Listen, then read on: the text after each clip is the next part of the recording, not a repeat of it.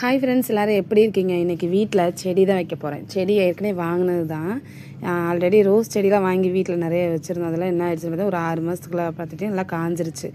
எல்லாம் மாதத்து ஒருக்கா ரோஸ் வச்சுட்டு இருந்தது, அப்புறம் அதுவும் இல்லை.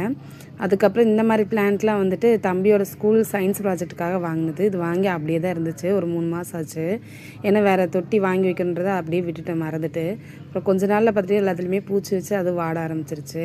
ஸோ அதனால் ஏற்கனவே தொட்டியில் இருந்த ரோஸ் செடிலாம் காஞ்சிருந்தது இல்லையா, அதெல்லாம் பிடுங்கிட்டு இங்கே இருக்கிற செடியெலாம் வந்து அதில் மாற்றி வைக்க ஆரம்பிச்சிட்டேன். ரோஸ் வாங்குற இஷ்டமே போயிடுச்சு.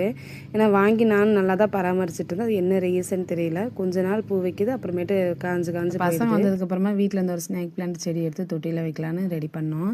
அந்த செடி வச்சதுனால மண் ஆல்ரெடி இறுகி இருந்தது, அதெல்லாம் கொஞ்சம் தோண்டி விட்டுட்டு அதில் மண் தண்ணி விட்டு அதுக்கப்புறம் இந்த ஸ்னேக் பிளான்ட் அப்படியே எடுத்து உள்ள வச்சிட்டோம். ஃபஸ்ட்டு இருக்கிற இந்த 2 லீஃப் வந்து ஆல்ரெடி செடி வாங்கிட்டு வரும்போது இருந்தது. அதுக்கப்புறம் இந்த 2 லீஃப் வந்துட்டு அதுவே தானாக வந்தது. ரொம்ப அழகாக இருந்தது. செப்பல் ஸ்டாண்ட் பக்கத்தில் கொஞ்சம் நீட்டாகவும் இருந்துச்சு.